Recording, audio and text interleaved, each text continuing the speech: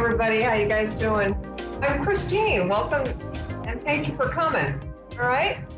You know what? I apologize. Dave typically says weird stuff right before he puts the camera on you. And yeah, so you're always caught off guard. So this week, and I never remember what I'm supposed to do. But this time I remember. And I'm not doing it, Dave. He wants us to break dance tonight. So at any given time in the show, if we break dance, we get $5 cash. Right on. All right. So my dog is on the floor, so I'll just leave the break dancing to Louie. All right. Anyways, hi, welcome to the show tonight. I am Christine Mattingly.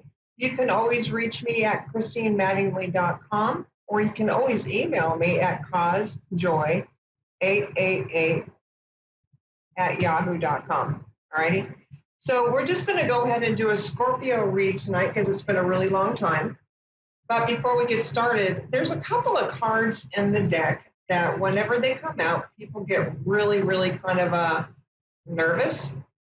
And so before we get started, I kind of wanted to go ahead and talk a little bit about the Death card. Okay. It's actually a really nice card. I get kind of excited when this little guy shows up, all right? Especially if it's generally a good read, so to speak. I mean, there's a lot going on in this card, right? A lot going on. And way in the background, you can see a sunrise, which is always positive. And the flag right there, there's a rose on it. And the rose just means cycle, right? So this whole entire thing, all this destruction and all this mayhem and all this woo-ness, and I'm way too far, there we go. All this stuff happening is just coming out of one situation and going into another. And I really like that because it's a really nice transition. And typically when you're going into one transition into another, you're ending a cycle and starting a new cycle. It's, you know, the Death card. So the Death card is all about cycle and life cycles. And I like that because depending on where the card sits and what the other cards are saying, it's really nice because you're coming out of something and you get to leave some stuff behind and you can actually see the rainbow at the end of the tunnel, so to speak, right? The Death card is beautiful. I mean, there's 3 cards in the whole deck: Death, the Tower, and the Devil. People get a little shaken up. But whenever you guys see these, it's actually a really nice card. And numerologically speaking, this is number 13, and if you break it down, it's a 4. And a 4 card, or number 4 in tarot, is consistency and stability.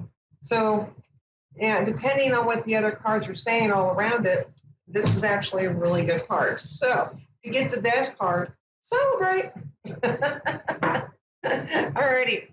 So, hello, beautiful babies. How you guys doing today? Anyways, we're going to read for Scorpio. And right before the show, I got us another song. And this one is, for some reason, I don't know why, they always draw me to the 80s. I know other songs besides the 80s, I swear. But back in the 80s, there was this little group called UB40. And they sang, their big #1 hit was Red, Red Wine. So that was your prom song. Or if you just heard that song, or if that song has any importance to you, or you're about to hear it, however the song resonates towards you, all right? There's something in this message tonight for you, okay? So let's get started. And you don't have to be Scorpio. You can have some Scorpio placements, or there's something in here for you anyways, all right? So, there we go. Scorpio, what do we got? Okay.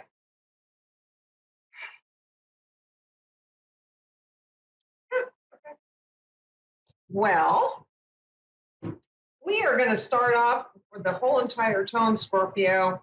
This is actually really nice. And you've got 1, 2, 3 universe cards sitting on the table. Beautiful thing.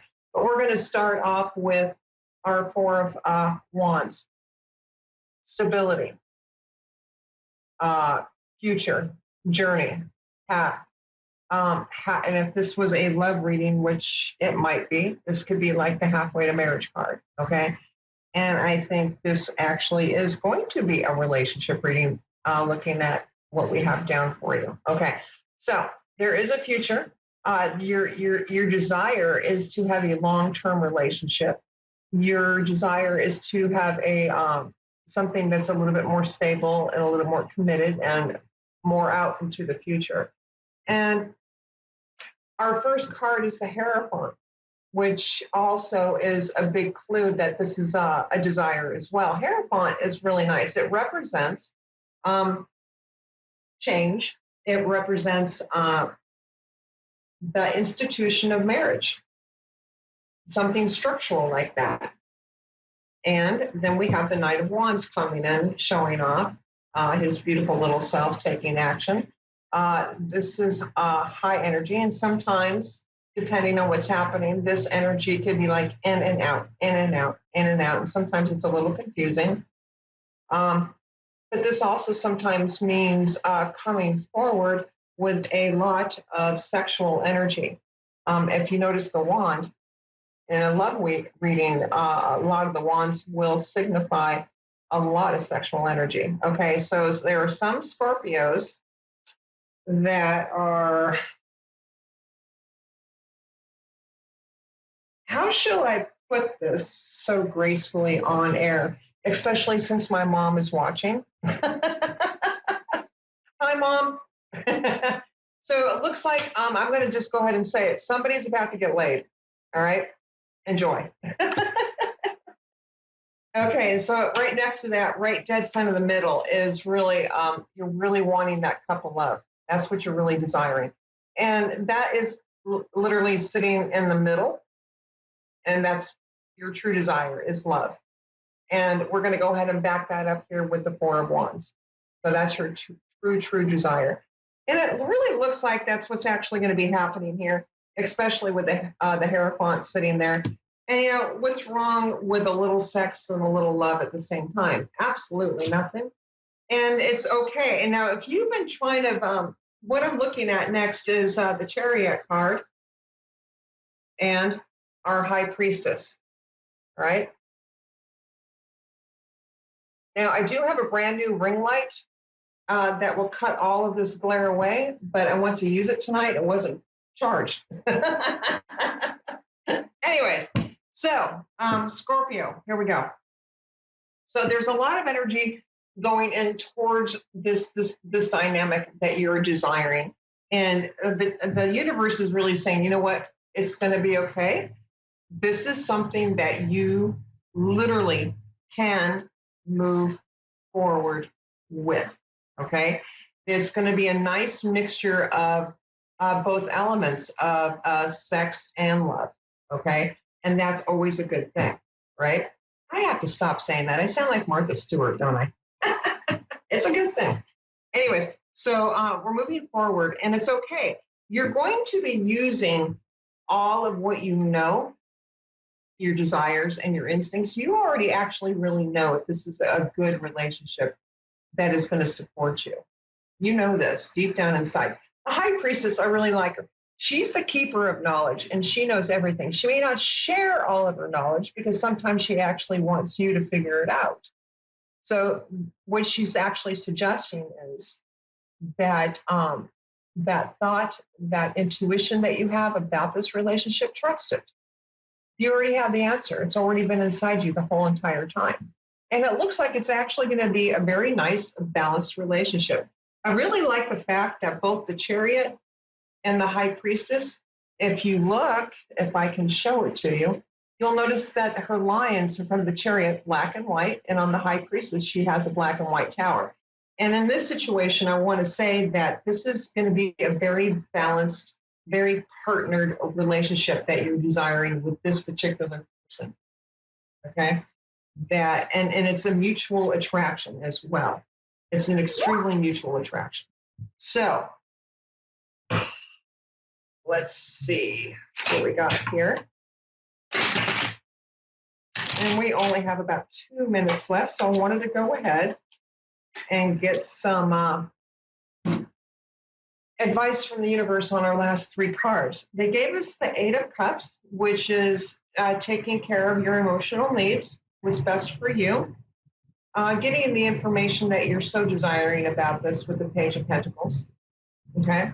And then we do have the Knight of Swords. So you have been overthinking this quite a bit. And you know what, Scorpio? That's what Scorpios do, especially in this type of arena. Overthink, overthink, overthink. Can't shut it up. But the desire of what you want is actually coming towards you. As long as you step back and go forward with yourself and put all this chitter chatter and all these bullet points to rest that probably don't even exist, right? We're really good with our imagination. So they want you to walk away emotionally from what is no longer serving you, all these bullet points, so you can have actually what you're actually desiring. You don't want to bring the old into the new. It's never good. Anyway, Scorpio, thank you so much. I appreciate all of you. You guys are beautiful. All right. Now, if you want something a little bit more meaty, a little bit more information, because this is a general read, you can always reach me at ChristineMattingly.com, or you can email me at causejoy8888@yahoo.com, or you can find me on Facebook at Intuitive Christine Mattingly. Until then, we will see you guys next week. I love you guys. You guys are beautiful. You know you are, right? Okay. We'll see you next week, and thank you. Love and light.